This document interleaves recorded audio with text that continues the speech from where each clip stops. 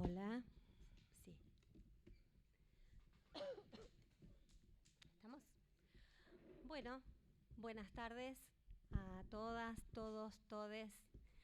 Vamos a dar comienzo a la actividad prevista para esta tarde, que en un primer momento está pensada como una conferencia a cargo de nuestra profesora invitada, Magíster Patricia Acevedo. Esta conferencia se titula La relevancia de las tareas de dirección en los trabajos finales de posgrado, diagnóstico, tensiones y propuestas. Esta actividad está organizada entre la Prosecretaría de Posgrado de la Universidad Nacional de La Plata y la Facultad de Trabajo Social. En primer lugar, queremos agradecer en nombre de quienes somos parte de la Facultad de Trabajo Social, a Aurelia y a todo el equipo de la Prosecretaría que se sumaron a nuestra propuesta, una propuesta que venimos pensando desde hace un tiempo en la facultad, en conjunto con las direcciones de las carreras de posgrado. Consideramos necesaria la formación de las personas que dirigen trabajos de posgrado. El doctorado en trabajo social ha llevado a cabo iniciativas de este tipo y estamos comenzando una tarea con la carrera de maestría en trabajo social y las distintas especializaciones para formar a docentes que llevan a cabo las tareas de dirección, pero también a una camada de graduados recientes de nuestras carreras de posgrado, a quienes nos interesa incluir, sumar a estas tareas de dirección, aportando sus conocimientos, sus trayectorias, sus experiencias, y estamos convencidas y convencidos de que esta tarea requiere de un acompañamiento institucional y de una formación. En ese sentido, consideramos también que esta estrategia que hoy comienza, ¿sí? Pensamos que este es el comienzo de un conjunto de iniciativas, también, entre otras razones, nos puede permitir mejorar el egreso y propiciar el egreso del posgrado en nuestras carreras.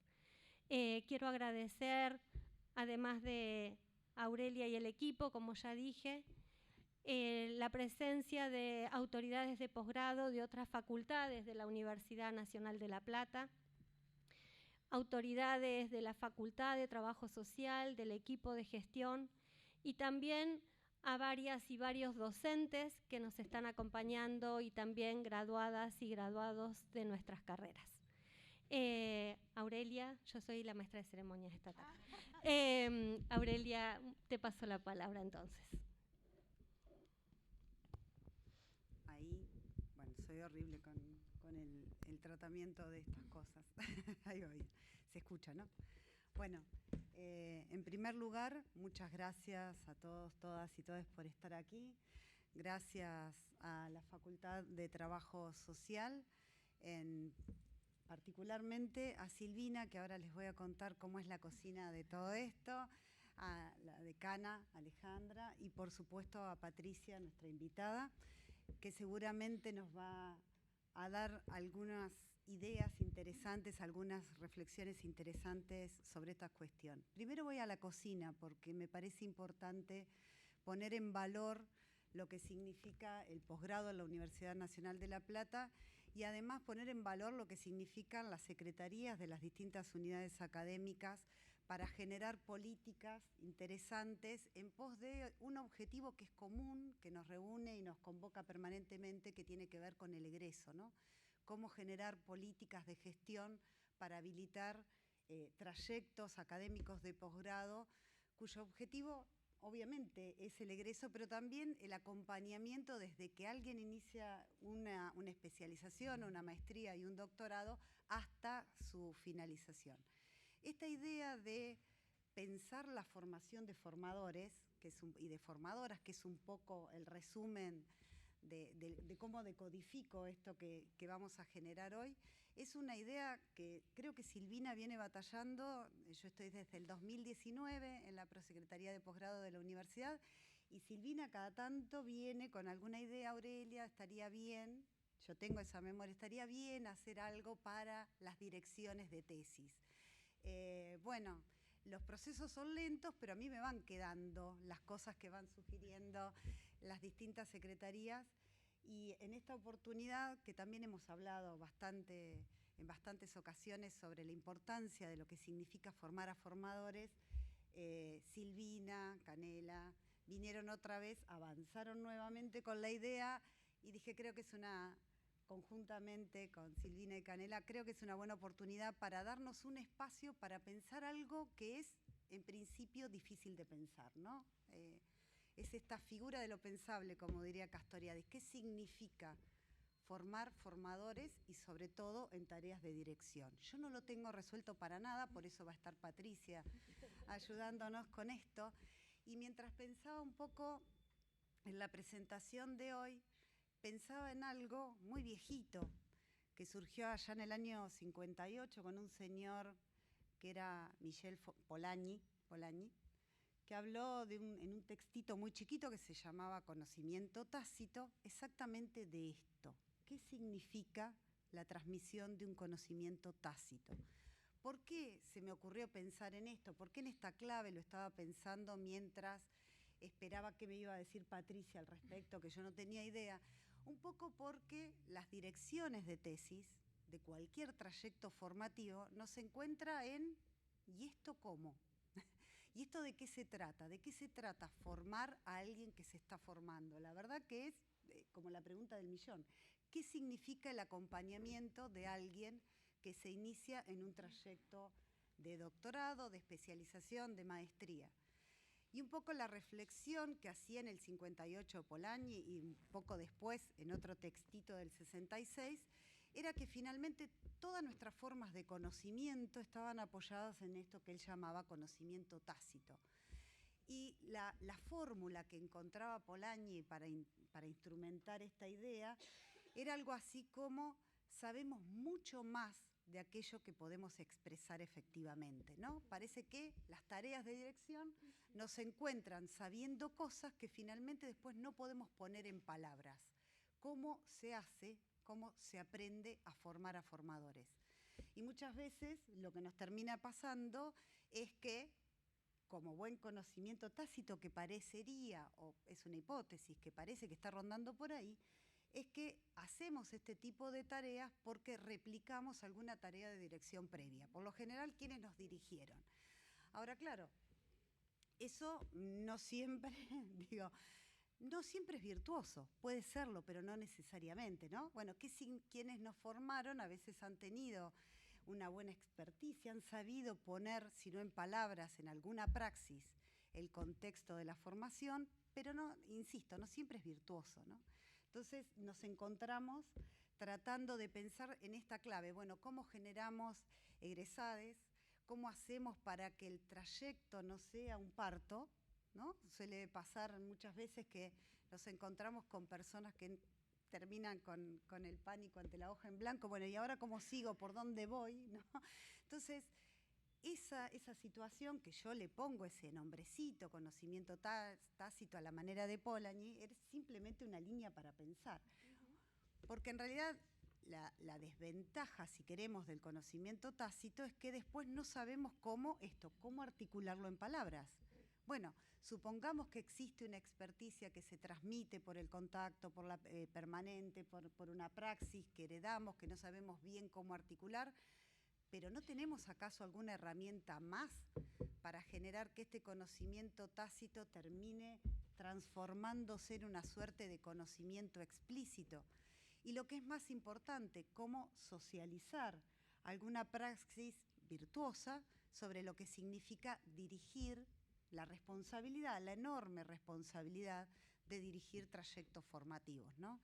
Un poco en la idea de este conocimiento que parece permear, tiene que ir de la mano necesariamente con algo que muchas veces nos pasa, que creo que en eso hay como una suerte de acuerdo generalizado, que se nos desconecta qué carrera, qué tipo de trayecto estamos llevando adelante.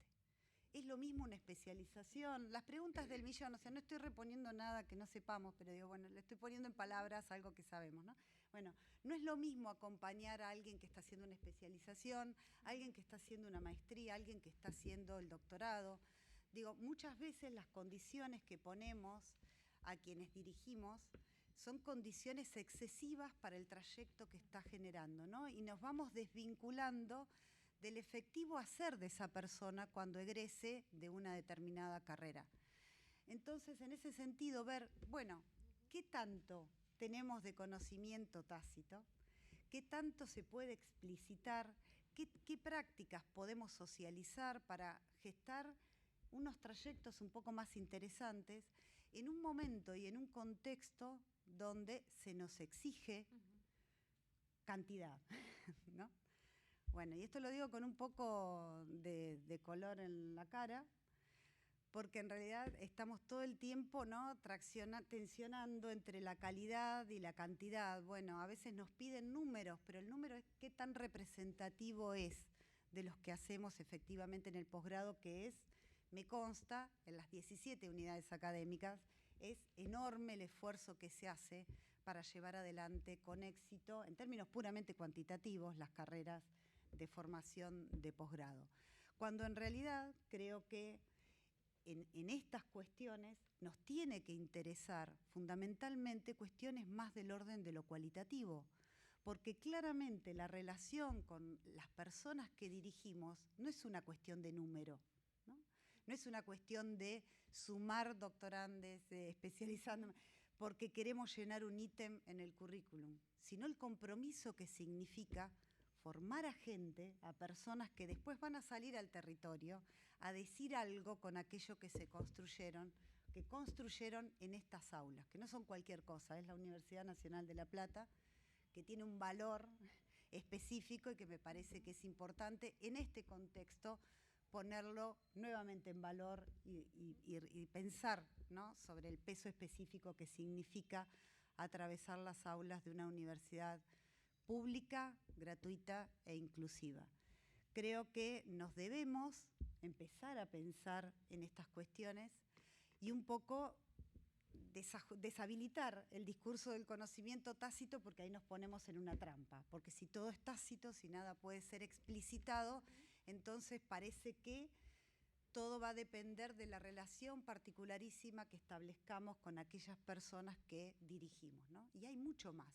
Bueno, ¿qué significa un doctorado? ¿Qué significa una especialización? ¿Para qué formamos a quienes formamos? ¿Qué van a hacer en el territorio cuando salgan de las aulas, ¿no? ¿Qué perfil queremos para esa persona que estamos formando? Hay muchísimas discusiones que son enormes, son de largo aliento, pero me parece que esta es un primer paso para explorar todo eso que es riquísimo y que seguramente Patricia va a saber decir mejor que esto que tiré, que simplemente un hilito para empezar a destrabar el laberinto de la formación de formaciones. Bueno, muchas gracias por estar aquí y bueno, gracias Patricia, un gusto de que estés acompañándonos.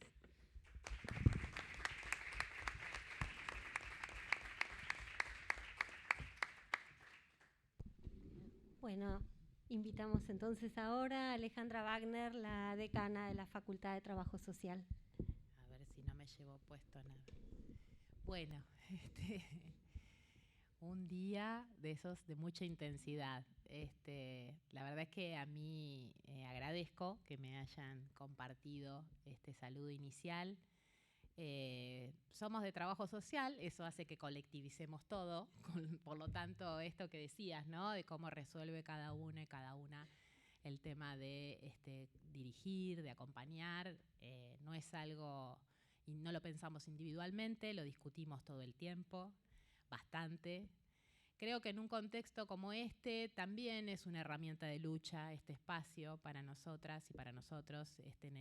Nos veníamos de la facultad y estaban en el patio los compañeros y las compañeras haciendo una actividad de visibilización y de preparación para la marcha de mañana, que nos genera como, bueno, nos moviliza, nos tiene muy expectantes, pero también conmovidos por el año que traemos, ¿no? Arrasador. Y creo que eso no es menor, digamos, poder sostener estos mojones, estos espacios, construirlos en el medio de la jungla, me parece que es parte de la marca y de la idea que tenemos de universidad pública. Y con toda la controversia que hay respecto de los posgrados también, deudas que tenemos todavía, como en esta idea también de que se encarnan mucho al momento de los trabajos finales, ¿no? Casualmente esa traba, ese cuello de botella, porque esa versión más, esa representación más elitista que hay a veces de la universidad se encarna en esos momentos en que, bueno, yo no estoy, no puedo, esta parte no la voy a poder pasar, y es muchas veces cuello de botella y exclusión o barrera de acceso para muchos que quieren transitar la instancia de posgrado. Nosotros, en el caso de las ciencias sociales y trabajo social, muy especialmente, es lo que nos toca, sabemos que cada vez hace falta más y mayor profundización y mayores espacios que acompañen el ejercicio profesional por los escenarios complejos que transitamos, por los debates no resueltos respecto de las políticas sociales, respecto de lo social, y muchas de las cosas en las que vamos y venimos y retrocedemos cuando sentimos que habíamos dado saltos cualitativos, digo, ni que hablar en esta coyuntura.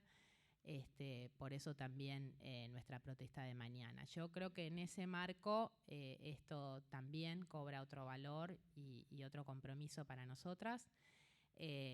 También en toda una discusión sobre el tema de, ¿no?, si las ciencias sociales adoctrinan y que cuál es, ¿no?, nuestro énfasis en sostener el pensamiento crítico y fortalecerlo, robustecerlo en esta coyuntura. No es menor.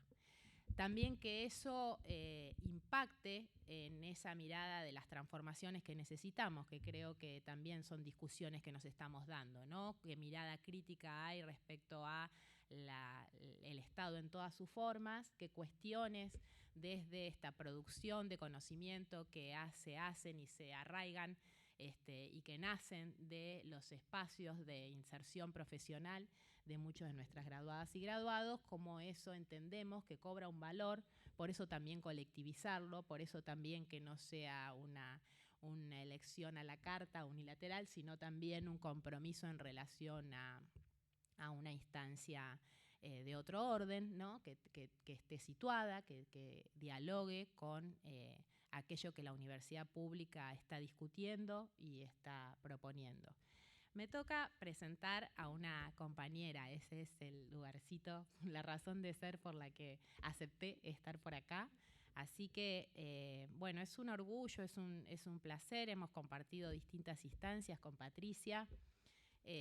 También creo que es importante que hoy esté en este lugar una compañera que no solamente tiene su formación, por supuesto, hablaba Silvina de su condición de magíster en Ciencias Sociales de la Universidad de Córdoba y por supuesto con categoría 2 en el sistema de incentivos, ahora que estamos así como tan afiladas con el tema de las categorizaciones, pero digo con mucha vinculación con espacios de gestión y espacios de discusión y de organización de la profesión, en donde, bueno, estas discusiones de las que traían ustedes antes y de las que venimos hablando, ella ha sido pionera también, ¿no? Y ha fijado posición y ha marcado un rumbo. Me parece que eso también es importante traerlo hoy acá, ¿no?, que no quede cindido. Bueno, por supuesto, con docente de talleres de seminarios de tesis en carreras de grado, en el caso de ellos de Córdoba, y en el posgrado, tanto en Córdoba como acá. Tenemos el orgullo de tenerla entre nuestro cuerpo de profesoras y profesora titular ordinaria en metodología de la investigación social, ¿no?, en Córdoba, en la Facultad de Ciencias Sociales, en donde además ocupó responsabilidades de gestión, ¿no? de las más complicadas, Camonada, ¿no? Secretaria académica de la Escuela de Trabajo Social y luego de la facultad que se conformó de Ciencias Sociales en sus momentos de origen, ¿no? En su nacimiento, que fue todo un desafío y sabemos que ahí hubo un trabajo militante también.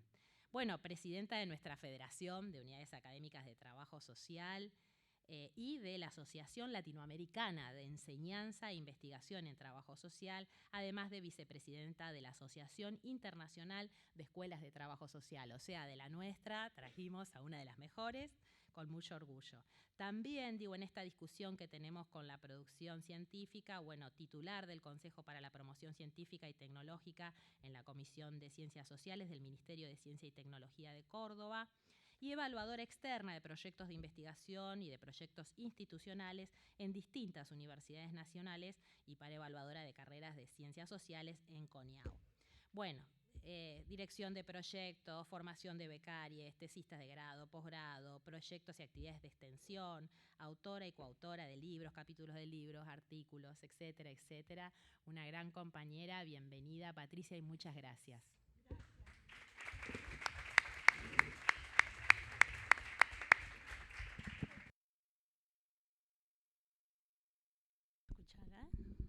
Hola, ¿sí, no?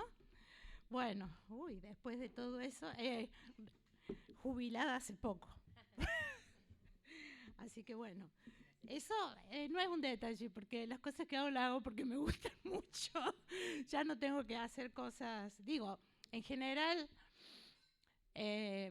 la universidad, por lo menos para mí, ha sido y sigue siendo un lugar con todos los conflictos, con todas las situaciones que hemos pasado, en mi caso durante 40 años, para mí sigue siendo un lugar de, bueno, de proyección, de formación de cuadros, de aspiraciones, más que de aspiraciones, de construcción de utopías colectivas, ¿no? Y bueno, en ese colectivo, varias y varios de los que están acá, nos hemos venido encontrando a lo largo de varios años. Así que bueno, yo lo primero, como corresponde una persona educada, es agradecer. Quiero agradecerles a ustedes que estén acá, agradecerle a la universidad, agradecerle a la facultad y a mis compañeras en estos años de trabajo. Agradecer la convocatoria y también a inaugurar o a poner o a explicitar en algún espacio cuestiones que no son solamente problemáticas que suceden acá, eso es obvio, sino que en el sistema universitario forman parte, bueno, de esos cuellos de botella, ¿no? Que tiene que ver con el egreso. Digo, yo que he sido secretaria académica de grado, el egreso en el grado también es un problema. La diferencia, me parece, no lo puse acá, ahora lo estoy diciendo, es que para el grado se han venido pensando en los últimos años distintos tipos de estrategias, de programas. O sea, es un problema, el ingreso y el egreso son problemas que están presentes en la universidad, en el grado.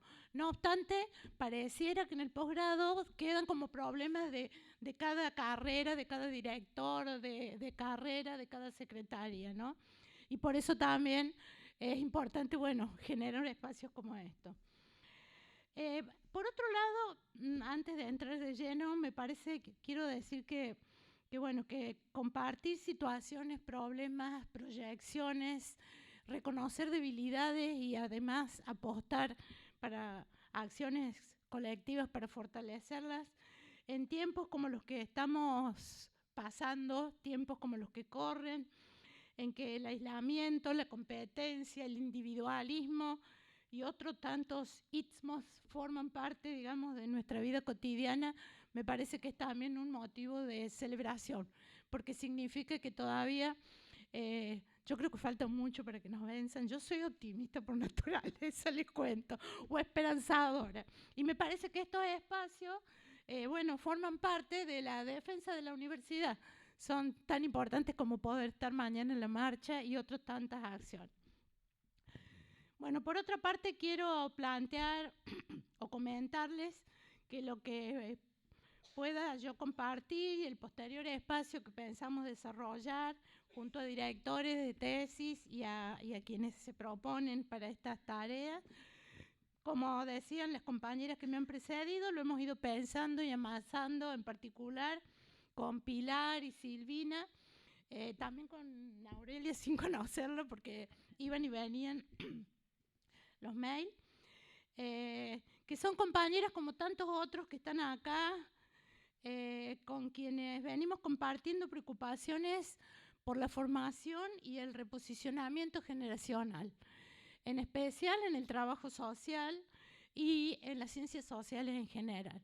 Y digo esto porque ese currículum tan colectivo, digo mi participación en distintos espacios del colectivo profesional y del colectivo académico del trabajo social y posteriormente de las ciencias sociales, no es un currículum individual, sino que es una apuesta generacional de un conjunto de compañeros y compañeras que pensamos y apostamos a producir conocimiento, a producir acciones en conjunto. Bueno, yendo al tema que nos convoca, pues si no me lo voy a pasar agradeciendo, me parece Mirta. Yo les cuento que yo organicé esta charla y después el posterior taller y seminario, si bien lo fuimos conversando, rescatando los principales núcleos problemáticos detectados a lo largo de estos años de dictado de cursos, talleres de tesis de posgrado, como así también de mi propia experiencia en la dirección de becarios, pasantes, investigadores, tesistas, equipos de investigación. Pero también me puse a reflexionar, digamos, a los fines de esta conferencia, en mi propio proceso de elaboración de tesis, que todavía sigue siendo una fuente inagotable de aprendizaje. Yo me formé en el periodo de la dictadura, me recibí de licenciada en el 83, justo en el periodo de la reapertura democrática, y desde ese momento, o sea, nunca me fui de la facultad, ¿no? Pasé de estudiante a graduada, ayudante, adscripta, hice ese camino casi lineal, digamos, en los distintos espacios de la universidad. En ese momento, obviamente que los posgrados en ciencias sociales, y ni qué decirles en trabajo social, no existían, ¿no? Por lo menos en Argentina. Yo cursé y concluí mi tesis de maestría en un momento también muy especial porque fue entre el año 98 y en el 2003.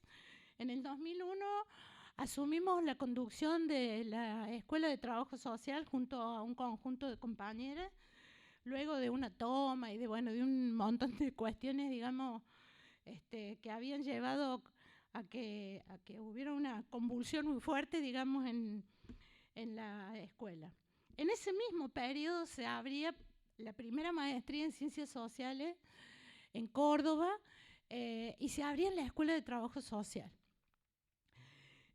Ahí nosotros, la primera camada de conducción, por así decirlo, que éramos directoras, secretaria académica, secretarias de extensión, cursamos esa maestría y nos dimos también, como en otras experiencias, un trabajo colectivo de que teníamos que sí o sí ser magíster.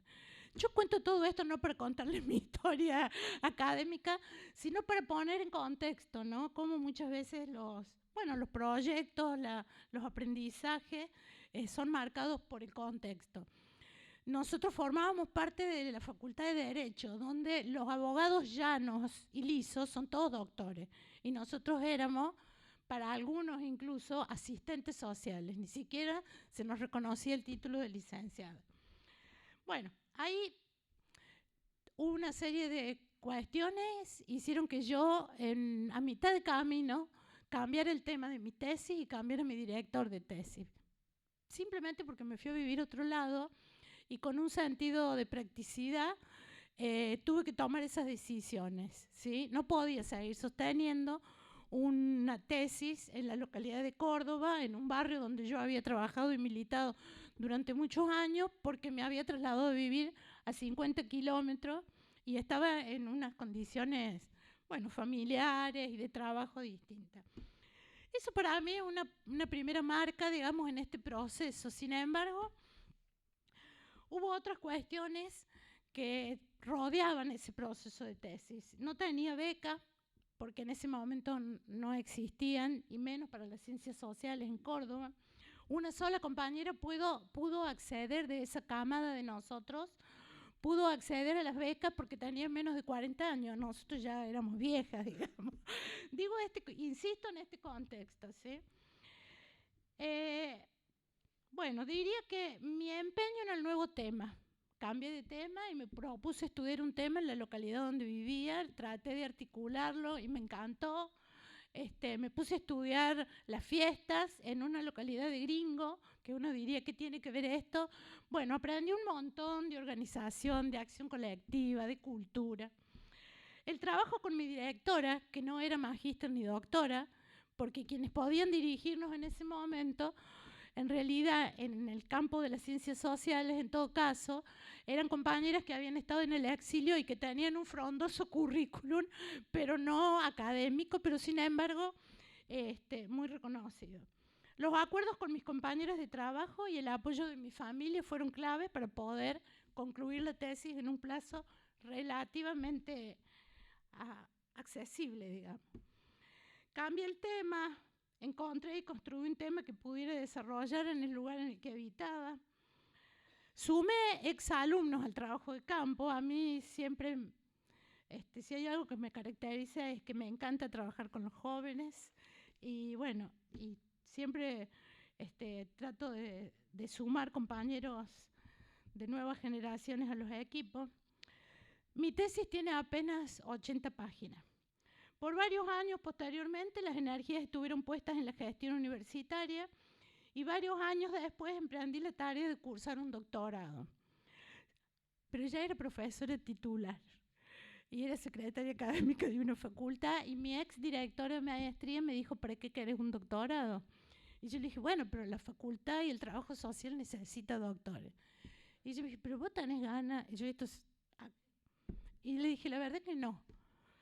Entonces me puse, las compañeras saben y los que me conocen más aún, Mariana también, me puse a hacer todos los cursos que me gustaban, que bueno, alguna vez no sé si acreditaron en algún doctorado, hice cursos de Claxo, cursos en el CEA, no necesitaba, digo también esto, hay que sincerarnos, ¿no? Yo ya no necesitaba y si sacaba cuenta, como me quería jubilar joven, como así sucedió, o no tan vieja, iba a llegar a ser doctora, qué sé yo, un año antes de jubilarme, entonces tenía que elegir. En relación a mi experiencia como directora, en general mis tesistas me eligieron a mí y yo casi nunca dije que no, y eso lo voy a retomar después. Casi siempre me buscaban y, bueno, como suele suceder, por las temáticas que investigamos, ¿no? En mi caso, bueno, temáticas ligadas a la juventud de los sectores populares, al trabajo comunitario. En un solo caso, una hermosa compañera me eligió por mis aportes metodológicos y me pidió que la dirigiera cuando su tema de tesis era el acceso al aborto a través del misoprostol. Y yo le dije, yo no tengo idea de nada. O sea, yo salgo a la calle, que me pongo el pañuelo verde, leo el diario, pero en realidad de la problemática sabía poco y nada. Sin embargo, fue una experiencia muy enriquecedora porque pudimos mantener un diálogo desde otros lugares, ¿no? Yo más desde cuestiones metodológicas que temáticas. Todo esto para decir que lo que yo puedo compartir hoy con ustedes se nutre de modo robusto de la literatura específica, de documentos, de los aportes de otros compañeros y colegas que han trabajado mucho más profundamente que yo esta temática, como Paula Cartino, Ruth Sautú, Catalina Weinemar y un montón de otros autores que seguramente ustedes conocen. Pero centralmente me nutro de mi experiencia, de este conocimiento tácito, como decía la compañera, ¿sí? Que lo que he hecho, he intentado sistematizarlo, ¿sí? Este saber práctico, que tiene que ver con estos derroteros en la formación de profesionales en las ciencias sociales, en particular en investigación. Y acá hay varios que estoy segura que son colegas porque nos conocemos hace mucho y otros que nos conocemos y también nos conocen. Sabrán que en el trabajo social la investigación y la producción del conocimiento es algo sobre lo que hemos tenido que batallar mucho. Nosotros mismos, por esta impronta que nos lleva, bueno, a la intervención más que a la producción de conocimiento. Sin embargo, siempre en mi caso ha sido como una obsesión, de ahí que fui durante muchos años titular de materias de metodologías de la investigación social en la carrera de trabajo social y posteriormente en sociología y ciencia política. Entonces mi preocupación y mi desvelo fundamentalmente tiene que ver con la reposición generacional de cuadros académicos y profesionales que sean sólidos, que puedan demostrar sus conocimientos, que puedan validarlos, pero sobre todo que aborden las problemáticas, en nuestro caso problemáticas sociales, desde lugares ideológicos, políticos claramente explícitos y comprometidos con las problemáticas sociales. Por eso vengo a compartir parte de este conocimiento tácito y bien lo he intentado organizar a partir de estas 3 cuestiones que le pusimos como subtítulo, que tiene que ver con algunas nociones en relación al diagnóstico en torno al tema de las direcciones y a la situación de los posgrados, algunos puntos de tensión y algunas propuestas. En relación al diagnóstico, lo más reciente que he encontrado en relación a los posgrados es información de la Secretaría de Políticas Universitarias, es la misma que sigue estando, le aviso, no hay mucho, porque obviamente no existe más, esto está devaluado. Hay un documento de síntesis de información de estadísticas universitarias que plantea que en nuestro país, en el año 2019, el total de ofertas de posgrado accedía a 2.977 carreras, de las cuales 486 eran doctorados, 1.066 maestrías y 1.425 especializaciones. Esto como para tener simplemente un mapa, pero que nos va a indicar por qué también algunos cuellos de botella en qué tramo. En el mismo año, el total de estudiantes de posgrado ascendía a 200.000 entre los estudiantes que ya estaban y los nuevos inscriptos, que son 50.000 aproximadamente. Sobre esos 200.000 estudiantes, el total de egresados era de 15.500. Este mismo anuario da cuenta de la cantidad de egresados de posgrado en el 2019, clasificándolos por tipo de carrera. Del total de 16.500 egresados, 11% son de doctorado, 24,3% de maestría y 64% de especialización. Estos son datos como para que, si tuviéramos una pantallita, pero bueno, que están, espero que todavía estaban dando vuelta en la página de la Secretaría de Políticas Universitarias y sino también en la CONEAU, que está todo ahí detenido en el tiempo, ¿no? Esos lugares uno entra y es como que acá no ha pasado nada. Otro dato a considerar en términos de diagnóstico macro son las bajas tasas de graduación en los posgrados, algo que se venía compartiendo acá. Los posgrados creados en la última década exhiben un promedio inferior al 10% de estudiantes que llegan a finalizar. Esto se agudiza en los posgrados de ciencias sociales. Hay algunas explicaciones que tienen que ver con el tema de las becas, con el tema de la inclusión en equipos de investigación, fundamentalmente con las condiciones en las que se cursan los posgrados. Pero a ese 10% que llegan a finalizarse, se le agrega el alargamiento de los tiempos de entrega de las tesis. Ahí hay un estudio de Carlino, hay varios estudios, ¿no? Pero bueno, que demuestran, digamos, que en general se supone y se espera que en un plazo de entre 2 y 3 años se culminan las especializaciones y maestría, y en el caso de los doctorados los plazos van entre 4 y 5 años. Al menos eso es lo que se pone en los planes de estudio, porque se supone que esos son los plazos, ¿no? Sin embargo, como la mayoría de los que estamos acá hemos transitado, estamos no solo como docentes, sino también en tareas de gestión en los posgrados, sabemos que esos plazos suelen ser mucho más largos. Pensando, yo hice así como un... ¿Hasta qué un ratito? Porque, bueno. Pensando en quienes llegan a ese proceso de tesis o trabajo social, en general los estudiantes llegan a este momento del proceso de tesis o trabajo final habiendo tenido acceso a formatos de exámenes, monografías, ponencias, etcétera, etcétera, muchos de ellos realizados en el contexto de equipos de trabajo o modo grupal. No digo que todos, pero muchos de ellos. Hacer una tesis o un trabajo final es una tarea que se vislumbra como solitaria, ¿no? Aparece la soledad. El sentimiento de soledad emergente en primer término de un largo trabajo cuyo requisito impone una autoría única suele verse acentuado cuando los tesistas no forman parte de algún equipo de investigación, de algún espacio. Eso probablemente ustedes tengan un montón de referencias empíricas, ¿no?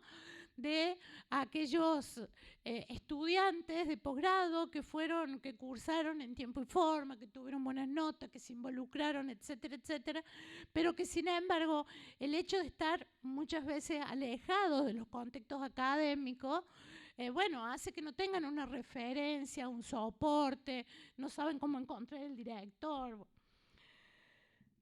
Por otro lado, un elemento adicional es el hecho que a lo largo del proceso de elaboración de la tesis, los estudiantes no identifican metas intermedias. En general terminamos y después viene la tesis, ¿no? Entonces, esa distancia exige, sobre todo, un alto nivel de autoorganización y de autonomía de los tesistas. Muchas veces a esto se le suma la falta de modelos y el desconocimiento del recorrido que hay que seguir.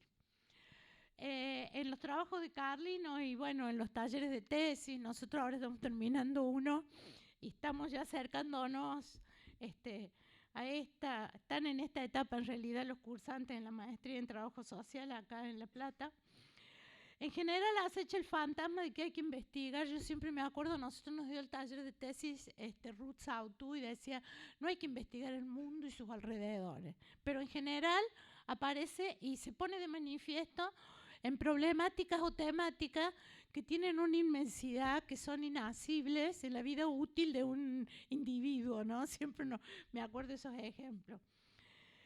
En general, la amplitud de los temas y problemas marean a los tesistas y suelen marear a sus directores si no están preparados para desenredar ese nudo o ayudar a desenredarlo. El desconocimiento del tipo de producto que hay que alcanzar muchas veces lleva a magnificar lo que hay que lograr, ¿no? O sea, parece que, que todos tienen que hacer la tesis y después de eso viene un libro y después, no sé, el Nobel de no sé qué cosa, ¿no? Parece que hay... Cuando en realidad, esto también está dicho en muchos textos y seguramente ustedes lo habrán visto, poder hacer la tesis y hacer ese trabajo individual y lograr ese producto, muchos lo marcan como el paso en el proceso, como un mojón más, ¿no? En este proceso de producción de conocimiento. Por otro lado, en general, aunque yo creo que, espacios como este y otros que... El año pasado yo estuve evaluando carreras de la CONEA en ciencias sociales y hay muchas carreras que ya están instalando o empezando a inaugurar espacios como este o talleres de seguimiento. Hay distintos formatos que los posgrados están tratando de poner en marcha para retener a los tesistas, porque la otra característica en este diagnóstico es que en general la tarea de tesis es desescolarizada, ¿no? Entonces está puesto el periodo, pero en realidad ese periodo que se dice a los 2 años de concluido, el tesista deberá presentar, pero por ahí pasan 2, 3, 4, 5 años y no sabemos dónde están, ¿no?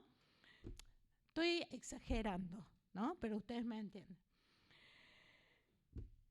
Los posgrados más recientes incorporan los talleres de tesis en tramos anteriores al último cuatrimestre o a los de trabajo final y con mayor carga horaria y distribuida a lo largo de la cursada. Pero, por ejemplo, yo, si voy a mi experiencia y un montón de otras, probablemente ustedes tengan referencia, en general el taller de tesis es la última materia. Entonces, bueno, es la última materia y después se van. Yo digo, se van porque además no es ese estudiante cautivo que tenemos en el grado, tenemos, bueno, que podemos generar espacios, instancias para retenerlo. Otra de las problemáticas que suelen tener los tesistas es el tema de la búsqueda de directores. En general, los tesistas buscan solos, en soledad en general, a posibles directores. Y muchas veces rastrean más por tema que por experticia o por experiencia docente. Entonces, a ver, no está mal, ¿no? No está mal ni que busquen a alguien que sepa del tema sobre el que quieren investigar. Pero dirigir una tesis no es solamente una tarea, digamos, de saber de la problemática. Hay un saber de experiencia, hay un saber metodológico. Bueno, hay un encuadre de trabajo que muchas veces los directores se encuentran también tan solo como los tesistas. Podríamos suponer que en el caso de estudiantes que no están incluidos en cátedras, en equipos de investigación o en otros espacios colectivos, esta sensación de soledad es más grande. Eso yo, desde hace un año, estoy dirigiendo también una especialización en niñez y adolescencia, donde muchos de los cursantes, la miro Mariana porque son profesionales del ejercicio, que están todo el tiempo en la trinchera. Entonces, eso de decir, sumate a un equipo, podrías hacer esto, es como algo que ni siquiera saben a veces de qué miércoles le estamos hablando, ¿no? Porque es como que está alejado de su cotidianeidad. Bueno, tenemos que poder pensar estrategias que justamente los cobijen, que la universidad no sea solo para aquellos estudiantes que tienen entre 20 y 30 años y que cursan su carrera, como quien dice, más linealmente. Por otro lado, algo que también decía Aurelia, me parece que esto tiene que ver no solo tiene que ver con los directores y tiene que ver con quienes dirigimos carreras de posgrado, que suele haber una confusión o un desconocimiento del tipo de producto que hay que lograr. Pocos conocen la famosa resolución 160-11 de la CONEAU, ¿sí? Que es la que establece las diferencias. Podemos estar a favor en criticarla, pero esa es la que establece las diferencias. ¿Qué sucede? Bueno, rápidamente, las especializaciones lo que se proponen es profundizar en un tema o en un área determinada y justamente las especializaciones se proponen que se haga un trabajo final, es más, un trabajo final integrador, que recupere parte de los contenidos y parte de la experiencia, en algunos casos con pasantía, un número. Yo en esta especialización trabajos finales que tienen 130 páginas. Obviamente que uno después de decir, pero claro, copiar y pegar marcos teóricos inmensos, como si tuvieran que... Bueno, en el caso de las maestrías me parece que también hay otro nudo, porque las maestrías pueden ser maestrías académicas o maestrías profesionalizantes. Y en general se mide con la vara de las maestrías académicas. Más allá de lo que esté dicho en la resolución, a mí me parece que ahí los directores, insisto, de los posgrados y los directores de las tesis, tendríamos que hacer ejercicio para que los tesistas puedan realizar tesis que tengan que ver con sus trayectos académicos, profesionales, vitales. No podemos exigirle, o si queremos lo podemos hacer, a alguien que durante 25 años, pongo ejemplos que me vienen de Córdoba, ¿no?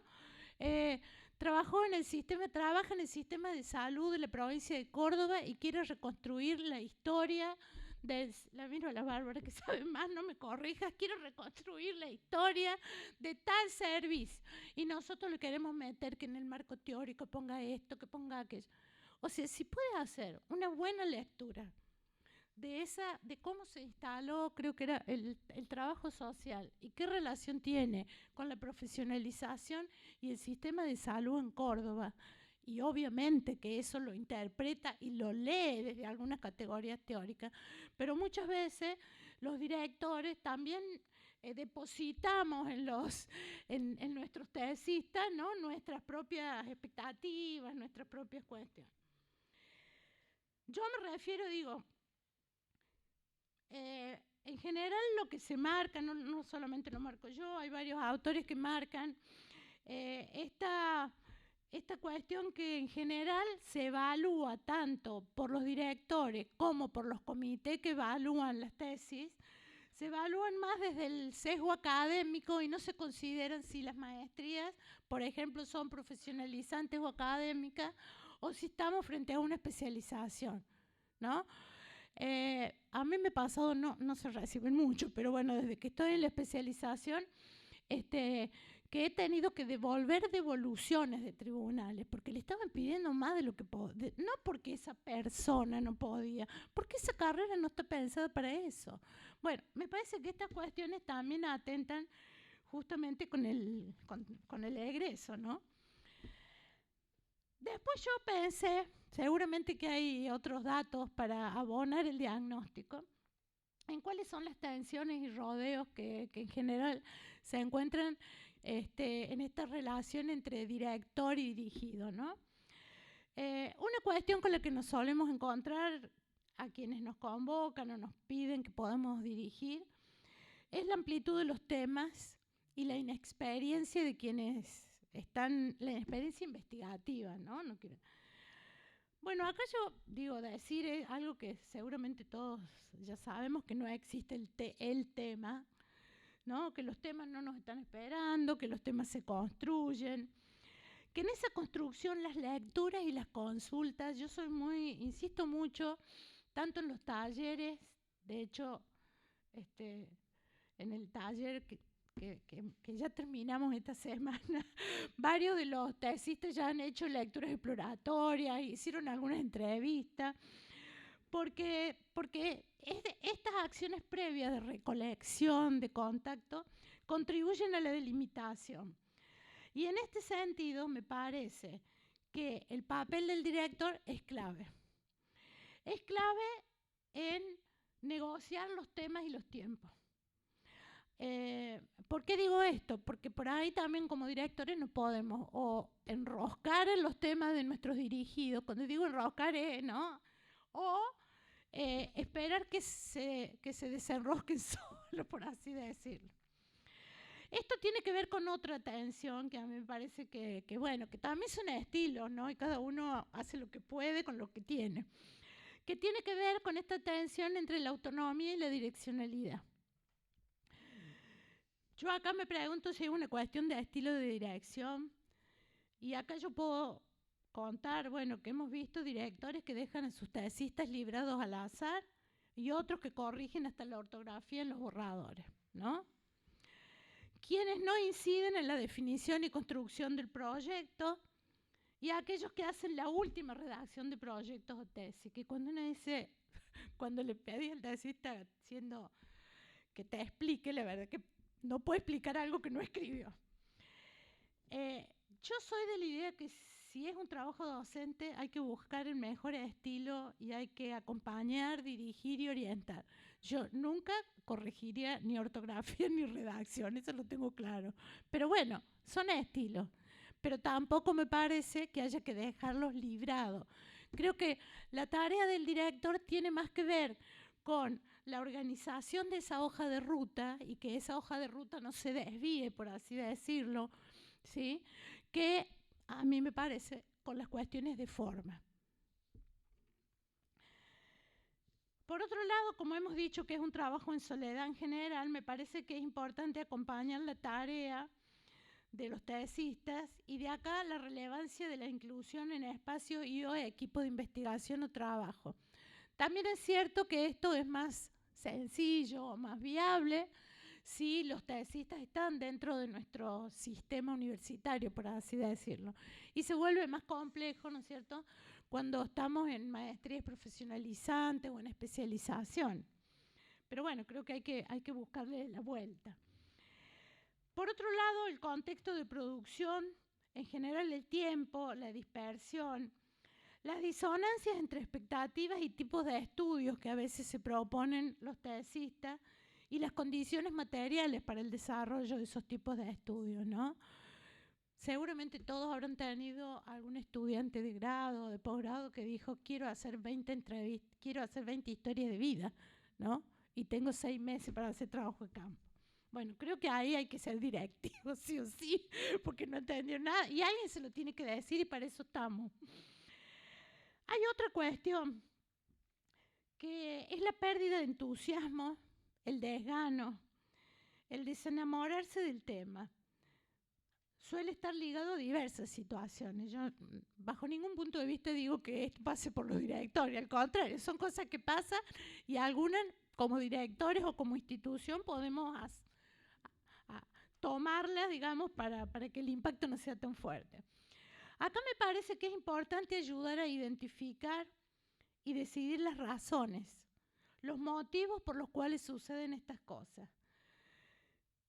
Y en mi última corrección de esto que había escrito a mano puse, puede que la dolorosa decisión sea no quiero terminar la tesis, pero es importante que eso suceda, digo, que se pueda decir, que se pueda, ¿no? Y a veces es necesaria la tarea del director, aunque nos enojemos, porque hemos invertido tiempo, porque es alguien que queremos, porque decimos, pero no puede ser, sos joven, tata. Bueno, no. Por otro lado, el tesista se encuentra con falta de recursos, orientaciones, experiencias y referentes para componer el trabajo de tesis. Y ahí, bueno, esto, como decíamos anteriormente, suele dilatar la elaboración y genera inseguridad en la toma de decisiones. Creo que está relacionado con lo anterior. Por eso me parece que la tarea del director tiene que ver con otorgar seguridades, y cuando esas seguridades, bueno, no existen o no pueden asumirse, ayudar a soltar la mano, digo, ¿no? Hacerlo explícito. Ellos no saben la cantidad de amigas, la miro no porque ellas sean, pero que ellas las conocen a mis amigas. Ay, negra, me tenés que ayudar, te mando el proyecto, que me queman la cabeza. Hasta que yo dije, no, así yo no te dirijo, yo prefiero dirigir a un chico joven, que yo le digo no, y ¿viste? Dice sí, porque lo peor, por lo menos, bueno, iba a decir cuando uno se pone vieja, pero así, es querer acompañar a alguien que en realidad lo está haciendo por un compromiso, no sé, para quedar bien con la institución, digo, esto nos ha pasado en algunos casos. Yo cuando decidí no hacer el doctorado fue porque mi directora de tesis de maestría me dijo, déjate de joder. Y yo dije, ay, ya tengo a alguien que me lo dijo, ya está. Bueno, el rol del director, y acá hay algo también que veníamos conversando con las chicas en el auto y me parece que es el gran cuello de botella, es un rol poco regulado, pero es un rol no pago y en ocasiones tan en soledad como el rol del tesista. O sea, tiene un valor académico, pero tampoco hace la diferencia dirigir uno o dirigir dos. Cuando uno llena no sé acá cómo se llama, el CIGEVA, supongo que es el mismo, ¿no? O los incentivos que son nada. Si vos dirigiste uno o dirigiste dos, eso es... No marca diferencia, tampoco la debería marcar. Yo creo que esta es una de las grandes cuestiones que no sé acá. En Córdoba estoy segura que si no hay partidas para acompañar el egreso en el grado, mucho menos para acompañar el egreso en los posgrados. Entonces, generar espacios cuestan recursos, cuestan esfuerzos, pero bueno, identificar que ese es un problema me parece que ya es un paso.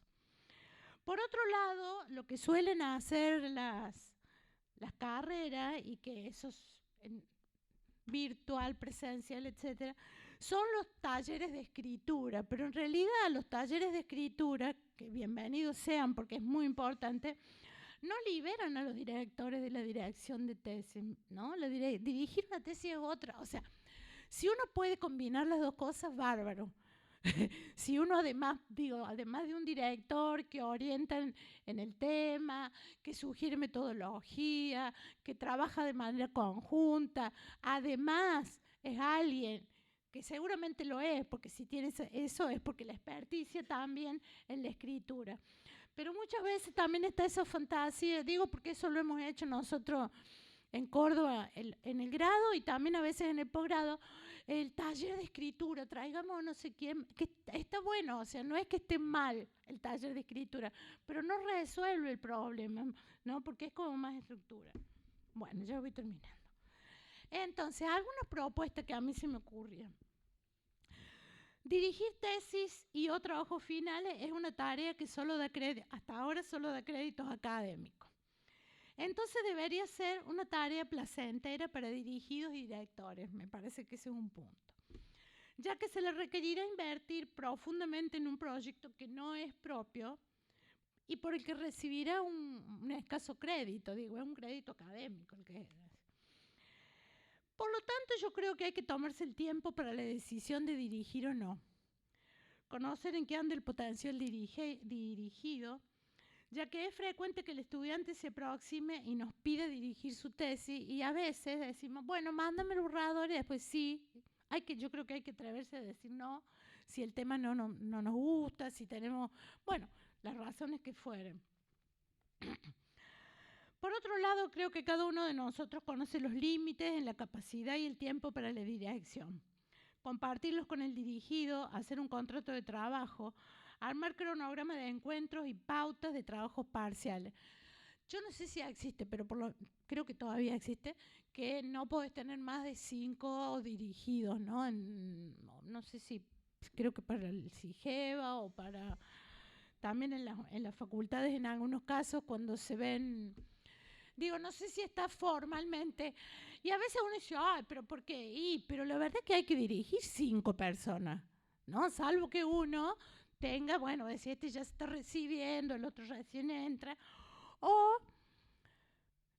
que tenga un equipo de investigación, entonces sus estudiantes o la gente con la que trabaja, que me parece que ese es como el modelo ideal, pero bueno, sabemos que no todos podemos ni garantizar eso y no todos los estudiantes de posgrado pueden encontrar ese cobijo en espacios colectivos. Bueno, este era el punto siguiente, que la inclusión en equipos de investigación, también en equipos de extensión, porque los trabajos finales de especializaciones suelen tener una dimensión de la pasantía o la práctica, ¿no? Por lo menos en Córdoba, en los que hay en la Facu, varios tienen esta dimensión que podríamos ligar más a la extensión que a la investigación. Si quienes dirigen, conducen equipos de investigación, podría ser un requisito participar de ateneos, seminarios o lectura, por ejemplo. Ya me van conociendo. Para mí es un requisito. Bueno, y la otra estrategia, en el caso nuestro, es la codirección, o sea, ¿no? A los fines académicos hace falta que sea, bueno, un profesor titular o un profesor adjunto de categoría tal, pero puede ser un profesor, pero puede ser codirector quien se está formando en el mismo espacio. Me parece que en eso no solo es distribuir trabajo, sino también distribuir créditos académicos, ¿no? Y formar nosotros desde nuestro lugar de directores, no solo a quienes están haciendo sus tesis o su trabajo final, sino también a los compañeros más jóvenes para que puedan hacer ese aprendizaje. Pactar los temas, tiempo y entregas parciales. Trabajar con envíos previos. Son cosas obvias, pero yo creo que no hay encuentro o corrección ni sugerencia que puedan hacerse solo desde la oralidad. Las palabras se las lleva el viento, frase célebre, ¿no? Bueno, salvo consultas puntuales, digo a veces, en vez de 5 entrevistas, fui a tal barrio y pasó tal cosa. Yo creo que en general las correcciones, las revisiones, sobre todo, bueno, esto que tiene que ver con cambiar el tema, con una guía de entrevista que a veces, no, yo me parecía que podía preguntar, y te cuentan en WhatsApp lo que podían preguntar, como si fuera una charla. A mí me parece que directamente no habría que corregir, no habría que devolver, no sé cómo decir. Bueno, por otro lado, poder mantener el equilibrio entre la proximidad, el involucramiento y la distancia. Algunos autores dicen estar lo suficientemente cerca para poder entrar en los detalles, pero lo suficientemente lejos para dejar claro que el proyecto no es del director, sino de quien está haciendo la tesis. No basta tener título de posgrado para dirigir, me parece que esto es obvio, no basta con saber del tema, ya que esto supone una tarea docente de acompañamiento en que ambas cuestiones deben estar presentes y deberían poder combinarse. Ser buen investigador, saber del tema, es necesario, pero muchas veces no es suficiente. ¿Qué y cómo comentar, por ejemplo? ¿No? Bueno, en mi experiencia y la de otros compañeros con los que he compartido, he trabajado más con preguntas que con afirmaciones, por ejemplo. ¿Para qué te serviría hacer tal cosa? ¿Por qué querés ir a tal lado? Esto sobre todo me parece que hay dos momentos, no solo, ¿no? Pero que cuando se formula el problema y cuando se definen las estrategias metodológicas, ¿sí? Donde, bueno, no, pero yo quiero hacer, entonces hay algunos que quieren hacer, porque les gusta hacer entrevista en profundidad, o queremos ir a tal barrio por tal cosa. Bueno, esas decisiones, ¿no? Poder acompañar. Por otro lado, también varios sugieren que antes de entrar en la crítica sobre cualquier escrito, sobre todo si el proceso tiene cierta productividad, por así decirlo, sugieren decir siempre algo positivo, alentador y honesto sobre el escrito. Plantear las críticas como modo de revisar el proceso y o mejorar el texto. A mí en estos dos casos me tocó, en este caso de una compañera, la que trabajó con el tema del acceso de las mujeres al aborto por misoprostol, en que ella es una militante feminista, trabaja un montón, sabe, o sea, entonces había muchísimos supuestos, parecían los periodistas de C5N, o de C5N no, bueno, de cualquiera. Vieron que los periodistas, no estoy hablando de los comunicadores, por si hay alguien no se ofende, los que andan en la calle, que tienen o no título, van tan cargados de su propia cosa que terminan, o sea, la pregunta lleva implícita la respuesta. Bueno, poder revisar esos instrumentos, porque en ocasiones el tesista tiene a veces una única oportunidad. Ustedes piensen que esta compañera tuvo que conseguir 5 mujeres que se habían hecho aborto, o sea, no es que, hola, ¿te gustó la película? No, tenían que hablar del aborto, de dónde fueron, cómo les pasó. Entonces, esa guía tenía que ser recontra amasada, ¿no? Bueno, esto de poder reconocer el compromiso, el conocimiento y también desde la distancia poder marcar alguna cuestión. Hay otra cuestión que tiene que ver con el trabajo en esta relación entre el dirigido y el director, que así como a veces llegan las consultas de modo oral, también nuestras sugerencias nunca son escritas. A veces uno, no sé si le ha pasado, a mí me ha pasado, que estamos hablando con el dirigido y yo le digo, pero escribí, pero hace tal cosa, porque en realidad trabajamos, digo, con la materialidad de la palabra, no solo con la oralidad.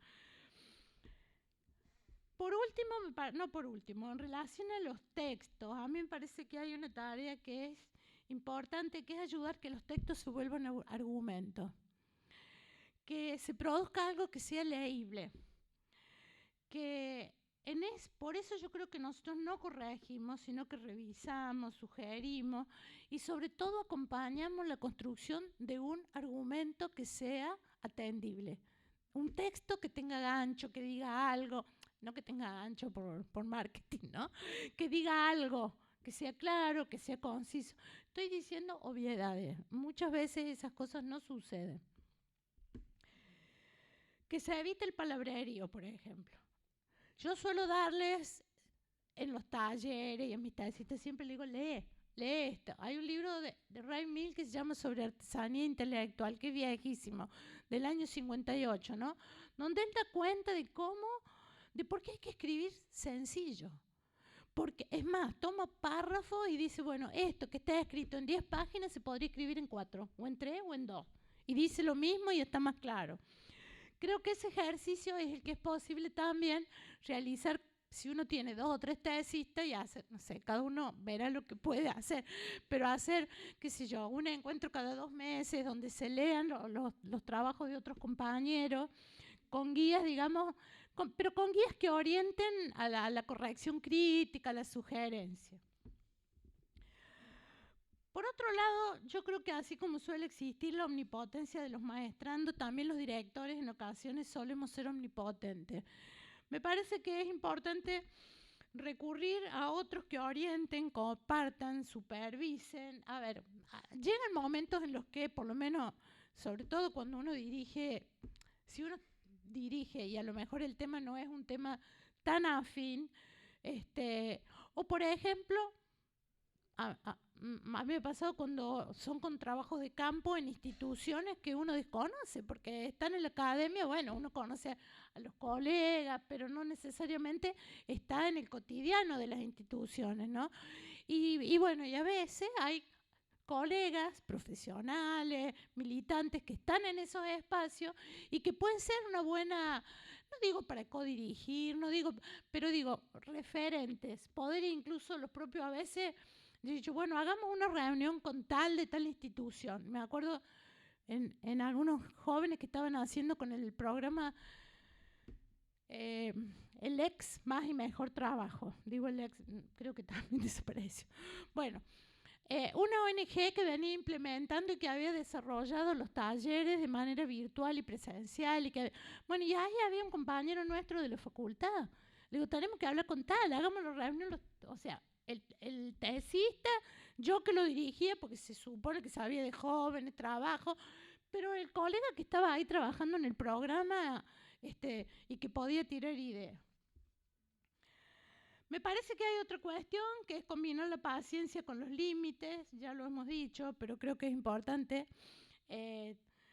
Tenemos que ser pacientes, nuestra tarea nos tiene que salir el mejor educador popular posible, pero también con límites, ¿no? Porque somos trabajadores también.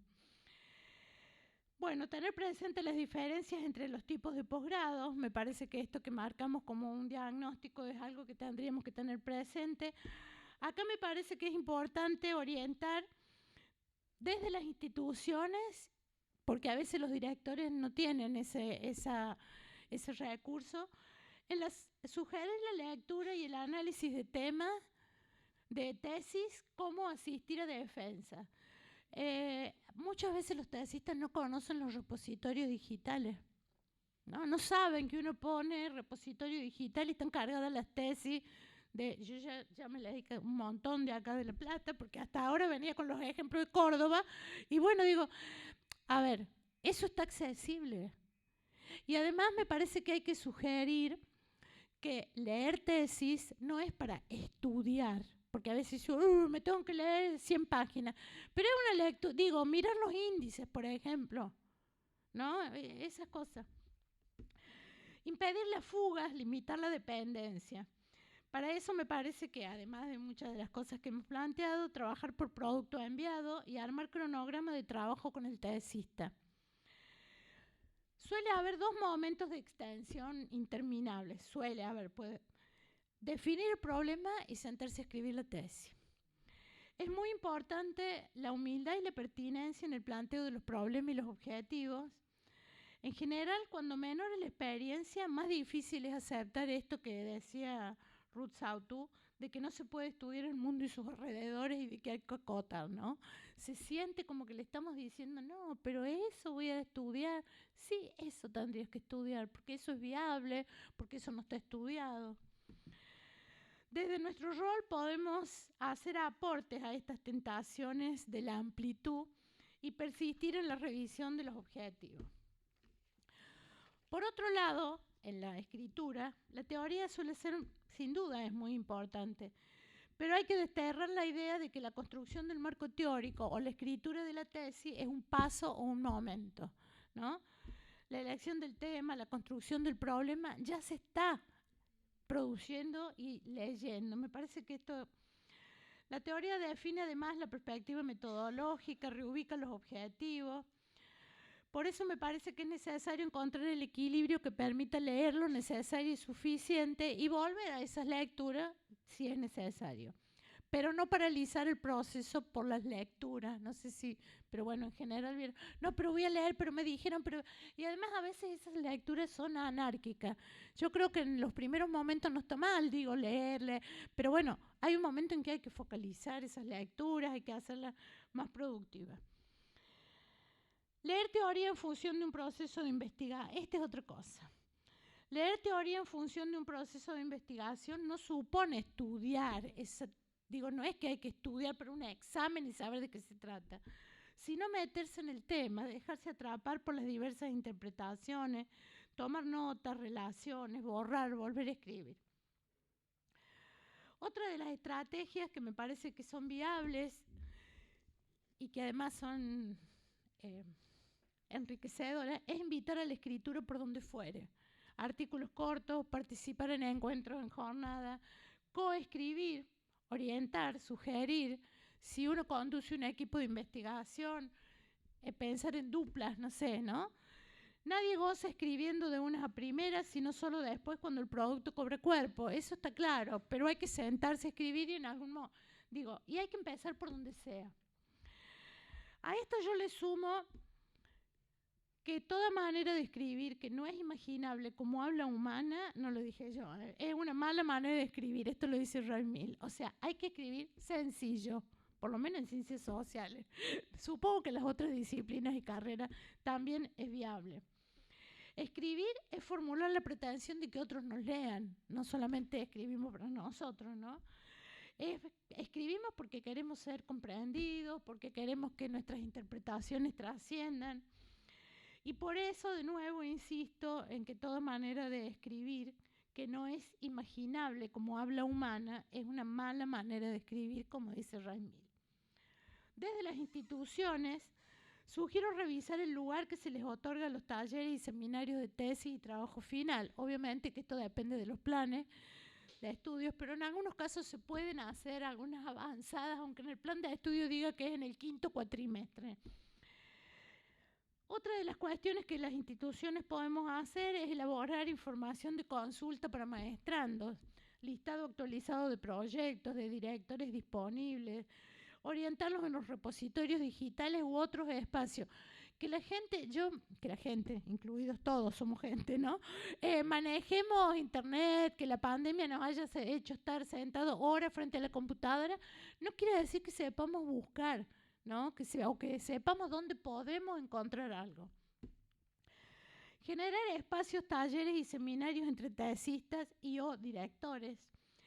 Las instituciones también podrían cobijar a directores, por ejemplo, como espacios como este, o como el taller que vamos a hacer, permitiéndole acceder a cursos, brindando capacitaciones, otorgando becas, ¿no? Digo, cada institución sabrá lo que puede hacer.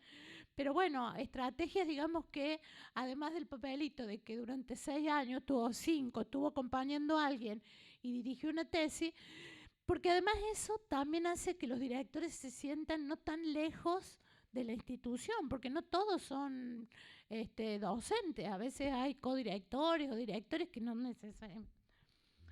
Y por último, ya termino. El placer de haber concluido un trabajo al cual hemos abonado, acompañado, ¿por qué no intervenido? Y escuchar la solvencia con que las ideas y argumentos suelen ser expuestos, suele ser motivo de satisfacción y alegría no solo para el tesista, sino en muchas ocasiones también para nosotros, para quienes dirigimos a tesistas o dirigimos las carreras de posgrado. Por eso, a quienes todavía no lo han hecho, invitar a sumarse a esta tarea que tiene mucho de reposición generacional y formación de colegas y expertos en diversas problemáticas. Nada más.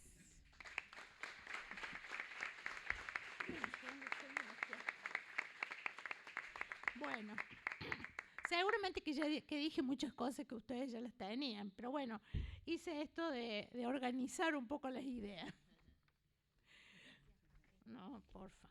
No sé cómo se dice. ¿Hacemos un par de intervenciones? Sí.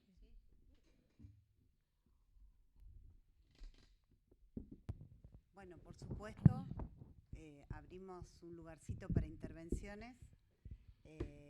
Yo simplemente te agradezco, Patricia. Es un poco lo que dije al principio, sabemos un montón de cosas, pero no siempre las podemos poner en palabras. Bueno, fue una reposición de todas las cosas que nos ocurren y creo que al final me parece que el resumen está en algo que no solemos pedir y que es fundamental, y que sean cosas legibles, que sean cosas inteligibles, ¿no? Y depende de la disciplina, sabrán que cada disciplina tiene su jeite, pero bueno, hay disciplinas en que parece que pedimos oscuridad, no sabemos por qué, como si la oscuridad garantizara algo. Pero bueno, me parece que eso es más que interesante, porque es parte del norte, ¿no? Bueno, algo que se entienda y que lo pueda leer cualquiera, o que cualquiera que no está en la disciplina o lo que fuera pueda saber que ese producto tiene algún sentido, hace sentido, ¿no? Así que bueno, muchas gracias. Hay un montón de cosas, pero bueno, intervención para ustedes. Ale, ¿querías decir algo? No, escuchando. Siéntanse. Con la libertad de levantarse o de preguntar. Yo creo que vamos a trabajar en el taller, por eso no tanto para intervención, Uh-huh. pero me quedo pensando esto que traes, que me parece que también en las reuniones de directoras de carreras de posgrado viene bastante presente, que es la preocupación de cuando las y los directores estamos más pensando en las y los evaluadores Tal que cual. en el propio proyecto, y orientamos un poco, no sé, cuando vos dijiste me escuchaba a mí misma diciendo, bueno, hay que ver quién va a leer esto, y me parece que es más allá de la gestión de, no sé, en este caso que hay un problema también con los Está evaluadores, bien con eso. las evaluadoras, Sí. pero bueno, para trabajar después,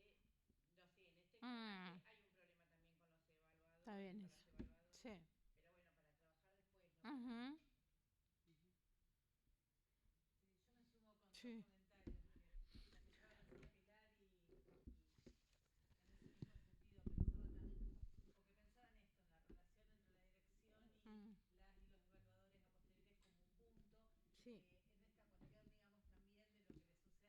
estaba pensando Pilar y en ese mismo sentido pensaba también, porque pensaba en esto, en la relación entre la dirección y las y los evaluadores a posteriores como un punto, Sí.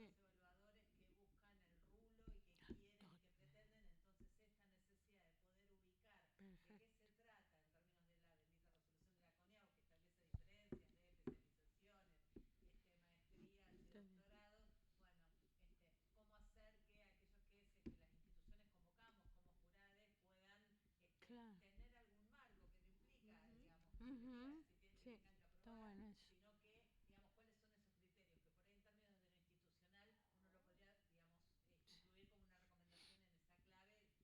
y Sí. los evaluadores que buscan el rulo y que quieren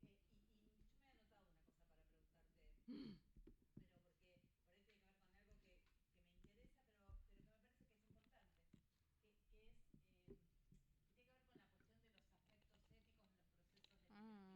Bueno, cómo hacer que aquellos que las instituciones convocamos como jurades puedan Claro. tener algún marco que no implica, digamos, que Uh-huh. si tienen Sí. que Está aprobar, bueno eso. sino que, digamos, cuáles son esos criterios, que por ahí en términos de lo institucional uno lo podría, digamos, incluir como una recomendación en esa clave, lo digo Sí. para las propias instituciones, ¿no? Pero es parte. Y yo me he anotado una cosa para preguntarte, pero porque por ahí tiene que ver con algo que me interesa, pero que me parece que es importante, que es que tiene que ver con la cuestión de los aspectos éticos en los procesos de la investigación social. Hay otra, bueno, por ahí porque trabajo en particular en el campo de la salud y eso es un hueso, digamos, estoy atravesada por esa cuestión. Pero también es cierto, y afortunadamente, que en los últimos años ha habido un crecimiento en nuestras facultades de ciencias sociales y de trabajo social de poder empezar a generar los propios, digamos, Sí. ámbitos de evaluación ética de las investigaciones, pero que no siempre eso queda ligado a los procesos, por lo menos lo digo desde UBA, que es donde conozco más, no siempre quedan ligados a los tránsitos durante la formación y la investigación en posgrado. Entonces, cuando está ligado al campo de la salud, Sí. alguien que escribe, hace su tesis de doctorado, Sí. puede ser un artículo brillante, una revista de salud no se la va a publicar porque no hubo una... Pero más allá de la formalidad, Sí, no, y ahí claro. es donde enlazo, es cómo colocar el debate, porque en definitiva tiene que ver cómo entran los resguardos, la preocupación acerca de ese otro, que, bueno, algo de eso. Me parece, me quedé pensando, pero les digo porque mañana tenemos el último taller y ahí tenemos la sugerencia, trabajar y tenemos que buscar eso. Bueno, me parece que ahí hay dos cuestiones. Lo de los evaluadores, realmente habría que hacer revisar un poco más, porque me da la impresión que los que somos directores de carrera, yo es reciente, pero bueno, he dirigido, digamos, instituciones en las que por ahí estas cosas no de la misma modo, pero emergen. Me parece que no necesariamente cada vez que buscamos, o sea, si bien buscamos evaluadores que sean pertinentes al tema, que además lo quieran hacer al trabajo, porque hay que leer, hacer el dictamen, habría quizás que formalizar un poco más, no formalizar porque uno le manda el mail y la nota y te dice que sí, sino este encuadre, ¿no? De qué significa en esta carrera un trabajo, no sé si allá en la facu, digo, hay modelos, que son modelos, no tienen que ser todos iguales, de modelos de dictamen, pero quizás ahí habría que poner las diferencias de los tipos de carrera, porque, por ejemplo, a veces uno conforma los comités evaluadores y no necesariamente todos están en el sistema universitario. Entonces, no digo, a lo mejor, porque a veces dice, viste, o título equivalente o experticia, esas cosas que ponemos, y está bien que así sea. Está bien que haya alguien que tenga experticia en la temática, pero a veces esa persona que evalúa y es experto en la temática no tiene por qué conocer la resolución de la CONEAUN. Entonces, me parece que eso está... Y en relación a la cuestión ética, me parece que ahí es un tema en el que directores y creo que también las instituciones, más que los directores. Allá, desde hace unos años, todas las tesis, no importa, por lo menos no solo las de ciencias sociales, tienen un contrato de confidencialidad que está, bueno, por ejemplo, en este caso, le digo porque es la que hizo lo de aborto, ella tuvo que, no solo, o sea, hay una cuestión de confidencialidad, hay otra de resguardo de datos, y cuando se presenta el proyecto, tiene que ir con esas, porque uno piensa esto en caso de decir, bueno, vas a hacer entrevistas a mujeres que abortaron, pero bueno, va a ir a una organización y va a hablar con la gente del barrio y van a hablar mal del intendente, digo, pongo un ejemplo muy... Bueno, ahí también hay una cuestión que uno tiene que resguardar, ¿no? No sé si en todos los casos, yo sé que en Córdoba eso ya, por lo menos, los últimos estaban acá también, ¿no? Sí, lo que yo creo es que, bueno, yo insisto que así como esto que yo dije no es nada nuevo, estas cosas están y muchas veces no las sabemos, no podemos, o creemos que todos las saben. A mí me da esa impresión, que por estar ahí, como nosotros hace tanto que estamos, y es tan obvio, y no necesariamente, ¿no? No, gracias.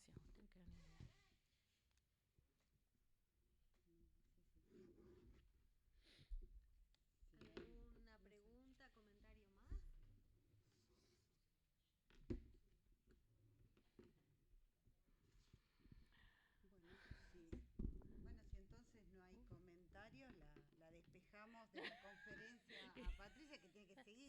Seguir. Bueno, sí, vamos a ir, porque ahí vamos a abonar y entonces yo después voy a agradecer a todos los que estuvieron en el taller, lo vamos a convertir en algo que circule a esto. Bueno, muchísimas gracias, no, por Patricia, favor. y muchas gracias a todos ustedes. Gracias a ustedes por invitarme.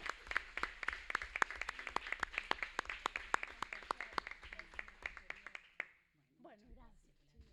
Tiempo, espero que haya servido. ¿Cómo hacemos ahora? Como vos quieras, vos sos la jefa. Hacemos un recreo porque son las 6 menos 10. Y retomamos a las 6, si les parece. Sí, me parece que sí. Bueno, era lo que